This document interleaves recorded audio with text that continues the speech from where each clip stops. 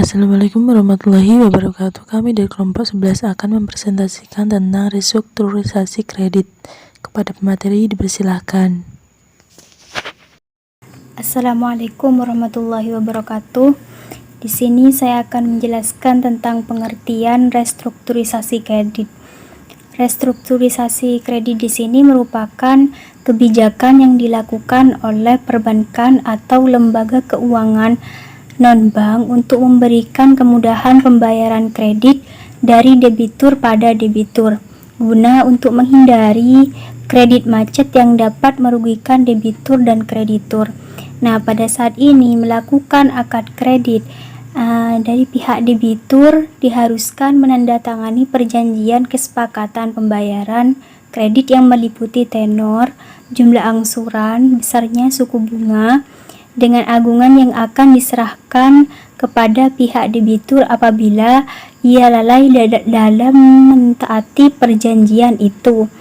Namun, ada kalanya usaha debitur di sini tidak berjalan dengan mulus. Maka lahirlah kebijakan yang berupa restrukturisasi kredit. Dengan demikian, pihak perbankan akan meninjau ulang kepada kelayakan usaha dari debitur serta kapasitas usahanya selama menjadi debitur.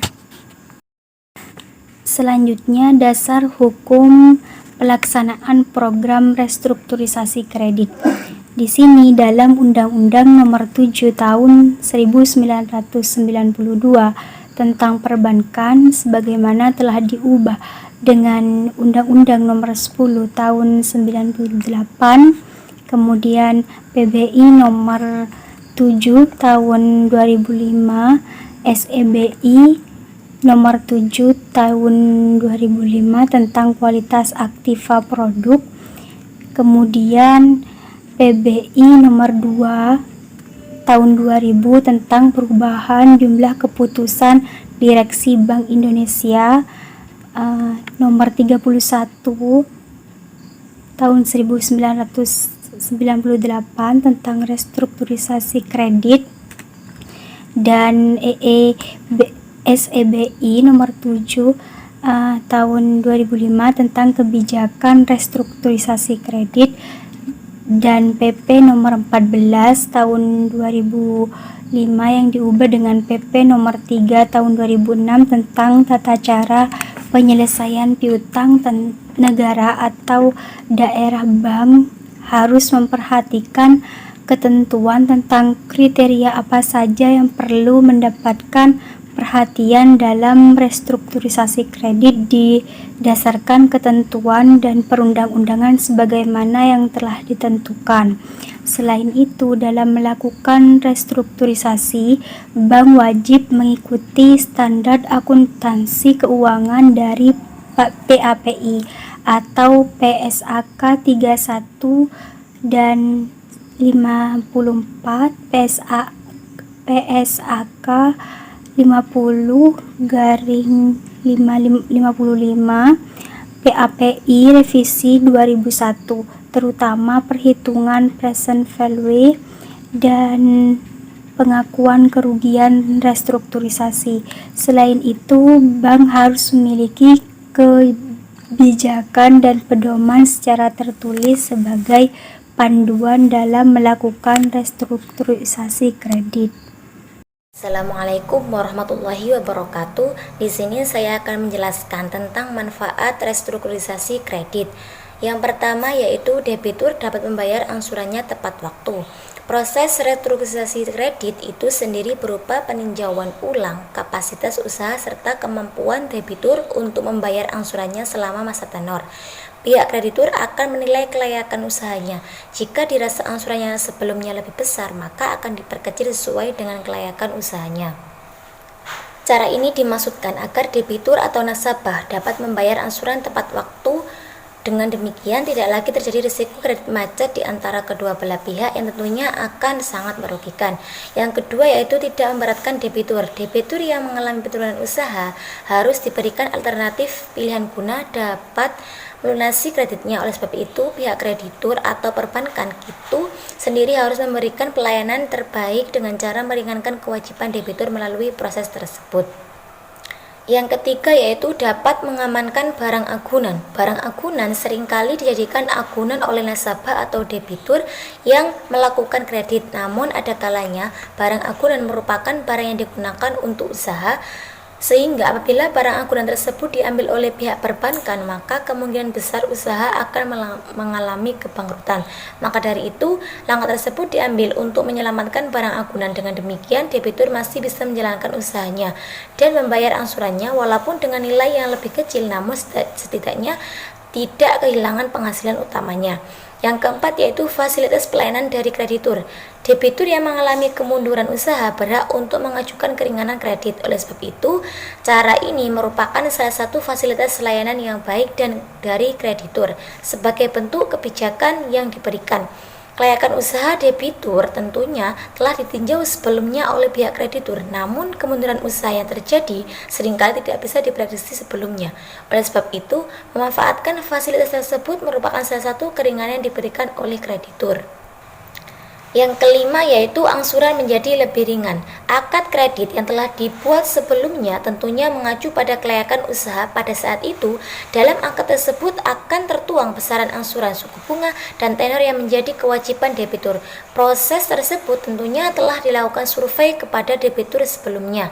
Proses restrukturisasi bisa dilakukan apabila terjadi penurunan kapasitas usaha. Salah satu manfaatnya yaitu akan mendapatkan angsuran yang lebih ringan yang telah disesuaikan dengan kapasitas usaha pada saat ini. Dengan demikian, debitur dapat membayar angsurannya dengan tepat waktu. Itulah beberapa manfaat restrukturisasi kredit khusus untuk debitur. Walau demikian, kedua belah pihak akan mendapatkan manfaatnya, terutama berpengaruh pada besaran piutang dan laba ditahan pada perusahaan atau kreditur. Selanjutnya yaitu contoh restrukturisasi kredit. Yang pertama yaitu penurunan suku bunga. Salah satu proses restrukturisasi yaitu penurunan plafon kredit atau suku bunga. Dengan demikian, suku bunga yang dibebankan pada debitur lebih kecil, yang tentunya berdampak pada jumlah angsuran yang lebih kecil. Walaupun besaran suku bunga telah ditetapkan oleh Bank Indonesia, namun kebijakan penurunannya kembali lagi pada krediturnya. Yang kedua yaitu memperkecil jumlah angsuran. Contoh yang paling terlihat dalam proses restrukturisasi adalah jumlah angsuran yang lebih kecil. Hal tersebut merupakan kebijakan pihak kreditur untuk memperkecil nilai angsuran, khusus untuk debitur yang mengalami penurunan usaha dan pendapatan sehingga merasakan kemudahannya. Oleh sebab itu, debitur harus mengetahui hal ini sebelumnya. Yang ketiga yaitu perpanjangan tenor atau waktu kredit. Contoh lain dari proses restrukturisasi yaitu melakukan perpanjangan tenor. Misalnya, jika debitur mendapatkan tenor atau lama waktu kredit selama 36 bulan, maka bisa diperpanjang menjadi 48 bulan. Misalnya, hal tersebut dimaksudkan agar jumlah angsuran menjadi lebih kecil. Yang keempat yaitu diskon tenor atau potongan waktu kredit. Debitur yang melakukan kredit tentunya telah melakukan akad atau perjanjian kredit dengan lama waktu yang telah ditentukan. Namun, pihak kreditur bisa saja mengeluarkan kebijakannya dengan cara mendiskon tenor atau waktu kredit. Misalnya, tenor yang seharusnya 12 bulan menjadi 10 bulan tanpa mengurangi nilai angsuran. Yang kelima yaitu penghapusan hutang bunga. Contoh yang bisa saja terjadi yaitu dengan cara menghapuskan hutang bunga pada debitur. Hal tersebut dimaksudkan agar debitur mendapatkan keringanan pembayaran angsuran. Walaupun contoh ini jarang dilakukan kecuali pada debitur-debitur yang mendapat perlakuan khusus, dan itu hanya terjadi pada beberapa kasus. Dari contoh-contoh di atas itu mengenai restrukturisasi pada setiap sektor usaha yang dibiayai oleh kreditur atau perbankan, tidak menutup kemungkinan proses tersebut pun bisa terjadi pada perusahaan leasing dalam memberikan kredit kendaraan kepada debiturnya. Mungkin itu saja dari saya, kurang lebihnya mohon maaf. Wassalamualaikum warahmatullahi wabarakatuh. Assalamualaikum warahmatullahi wabarakatuh. Nama saya Anissa Aldia Putri, NIM 1807211000167. Di sini saya akan melanjutkan penjelasan dari teman saya, yaitu tentang syarat permohonan restrukturisasi kredit. Untuk dapat mengajukan restrukturisasi kredit pada bank atau perusahaan leasing, maka ada beberapa syarat yang harus dipenuhi. Yang pertama, nasabah yang mengalami kesulitan dalam pembayaran hutang pokok atau bunga kredit. Jadi, untuk syaratnya permohonan itu nasabah dalam kesulitan untuk bayaran hutang pokok atau bunga kredit. Yang kedua, nasabah memiliki prospek usaha yang baik sehingga dinilai mampu untuk melunasi kewajiban setelah kredit di restrukturisasi. Artinya, pihak bank itu nantinya akan melihat prospek usaha oleh nasabah, apakah nasabah tersebut itu nantinya jika diberi restrukturisasi kredit bisa membayarnya sesuai dengan waktu tertentu atau tidak. Selanjutnya ada proses pengajuan restrukturisasi kredit. Untuk proses pengajuan restrukturisasi kredit ini ada beberapa cara. Ada 4 cara. Yang pertama, nasabah terlebih dahulu mengajukan permohonan restrukturisasi kredit pada bank terkait. Yang kedua, bank selaku kreditur akan melakukan asesmen atau melakukan persetujuan jika memang bank menyetujui adanya restrukturisasi oleh nasabah.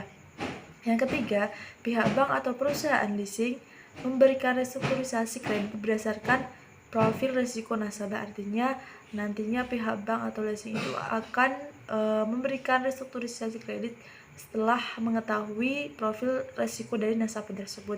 Yang keempat, informasi persetujuan restrukturisasi kredit disampaikan secara online atau melalui website masing-masing kreditur. Jadi, untuk persetujuannya itu bisa dilakukan secara online maupun melalui website dari kreditur masing-masing. Sebelum mengajukan restrukturisasi, sebaiknya laporan keuangan bisnis perlu dilakukan pengecekan kembali yang tujuannya untuk melihat kemampuan keuangan nasabah. Jadi untuk melihat kemampuan membayar nasabah saat nanti diberikan restrukturisasi kredit itu. Mungkin sekian presentasi dari saya, kurang lebihnya saya mohon maaf. Wassalamualaikum warahmatullahi wabarakatuh.